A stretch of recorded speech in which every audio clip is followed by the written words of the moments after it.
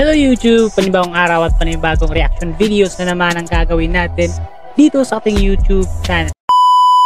Kami pumasok at para na rin masiguro ang safety naming lahat. Sa challenge na ito, meron tayong 4 na level. So eto yung mangyayari. Tataas ang level every... Grabe no? So merong level 1, level 2, tsaka level 3 dito sa challenge nila. So simula sa pinakamaliit na aircon, malaki hanggang sa pinakamalaki, no? For 6 hours at mas lalakas rin ang horsepower sa bawat level. Grabe no? So kung ikaw yung ilalagay dyan sa loob, sobrang lamig talaga. Welcome to level 1. At ayan, level 1 na. So yan yung ginagawa nilang ano guys, room. Ano siya? Glass siya. Tsaka walang hangin na makakapasok, walang makakalabas, hindi maririnig yung boses mo dun sa labas, no? Para masukat namin ang buong temperature ng kwarto, Meron tayo ditong hygrometer. Tapos na kami. Ayan, naglagay sila ng mga hydrometer para rin masukat yung kung gaano nakalamig dun sa loob. Mag-set up, kailangan na namin ng ilaw at saka matutulugan. Dahil sa sobrang sealed ng... Kakaiba din tong mga ano ni Beatmaster guys eh.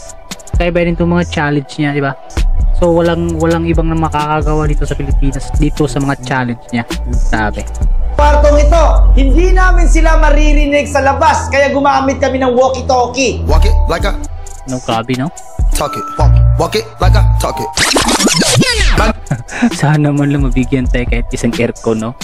Ginaw, hindi. Hindi, kaya-kaya pa. Maginaw, bro, makaya pa. Basic o hindi? Basic! Level 2! Ayan, level 2 na kaagad.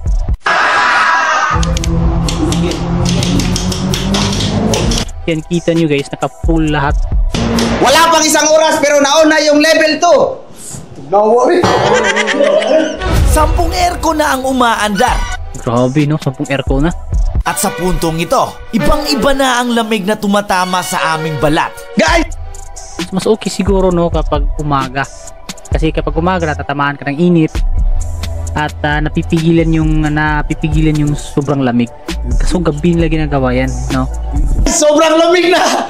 Kung naranasan nyo magbagyo at basang-basa kayo tapos humangin, eto na yun! Grabe no. Mas malamig pa to sa Baguio. Level 2 pa lang! Sobrang payat ko kasi, kaya madali akong giniginaw. Ayan, 17 degrees Celsius na yung lamig. So sobrang lamig na yun guys. Level 3! Wag naman!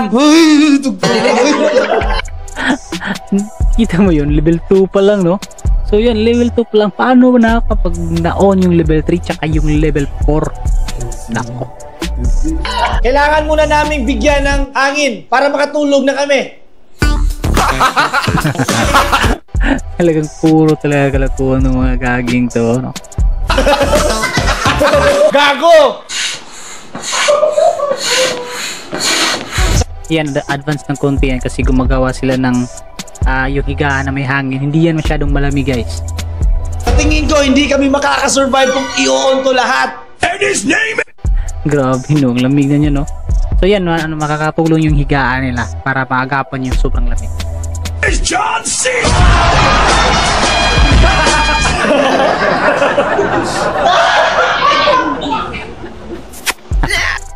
Kalukuhan talaga. Yes, love. Kung saan ka Yes, love. Ikaw naka-love. Ma. man ngayon, dyan ka lang. Tek kamay! 30 minutes pa lang guys, pero nagre-red na yung mga kamay ko. Grabe no, 30 minutes pa lang. 30 minutes pa lang yun, pero nagre-read na yung kamay yan. Nanggiginaw na yan. Paano pag pupunta na sa mga 1 hour, 2 hours, 3 hours? So, siguro, hihimatay na sila niyan. Toy, giniginaw ka ba, Toy? Giniginaw na. Gusto ko lang ipaalam na hindi na to bata. Pero mukhang bata. Ito yung pinakamagandang part. Umuusok yung bibig ko. Beast hoodie. Grabe no, yan naka-on na yung level 3 dito. Yan, nag-i-enjoy pa lang sila pero wala na, lamig na talaga yan. Parang hindi ko na kaya. Para hindi ako makasurvive dito. Parang hindi na makasurvive dito. Sa sobrang ginaw guys, tingnan nyo. Kahit ito, kaya kong kunin na gamit lang ng aking kamay. Oo, kaya mo talagang humawak ng mainit kapag sobrang ginaw na talaga. Kasi yung kamay mo nag-aano na siya hindi na mararamdaman yung init dahil sa sobrang lamig talaga. Kumbaga yung dugo mo natutulog na.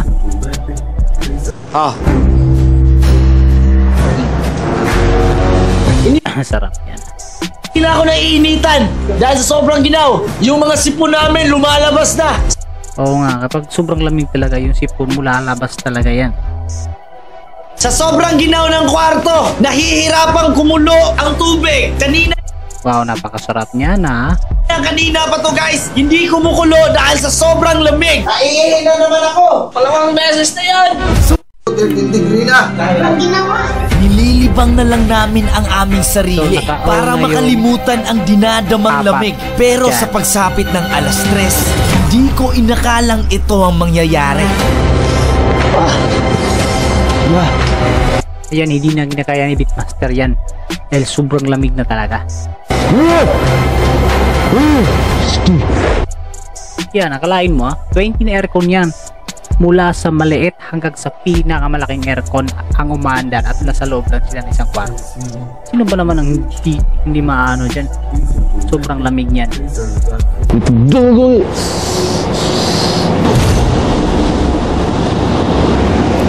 Wala na guys, suko na si Beatmaster dito. Talo na.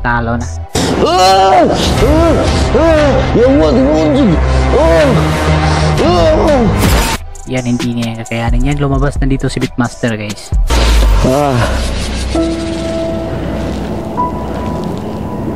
Gustuhin ko man, pero di na kinaya ng aking katawan. Grabe no.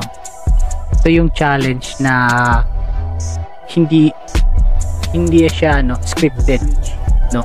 Kasi yung kadalasan ng mga gumagawa ng challenge lahat ginagawa ng paraan para maging tagumpay yung challenge. Pero sa kanya, kahit nag-failure yung challenge niya yun talaga yung kalabasan dun sa ina-upload niya. Kaya lumabas ako. Sa totoo lang nadidisappoint ako dahil ako ang punot dulo ng challenge na to, pero ako yung unang sumuko. Tama. Siya yung gumagawa ng challenge pero siya yung sumuko. Wala namang masama sa ganun. No, di ba? Hindi naman lahat ng challenge na ginagawa natin kahit sa totoong buhay ay mapagtagumpayan natin. Di ba? Hindi sa lahat ng laban ay panalo tayo. May mga pagkakataon na kailangan rin tayong sumuko. Hindi ko rin kayang pumiki ng mga video, kaya mas gusto ko pang lumabas na lang kesa mandaya. Tama. Grabe, ganito ka ginaw guys. Nahihilo ako sa loob. Grabe, sobrang ginaw. Yung katawan ko hindi na makontrol. Grabe no. Yun yung mga iilan lang dun sa mga pangyayari dun sa video na yun. Kaya kung gusto nyo panoorin yung buong video, nandyan sa description yung link para mapanood nyo yung full video ni Beatmaster.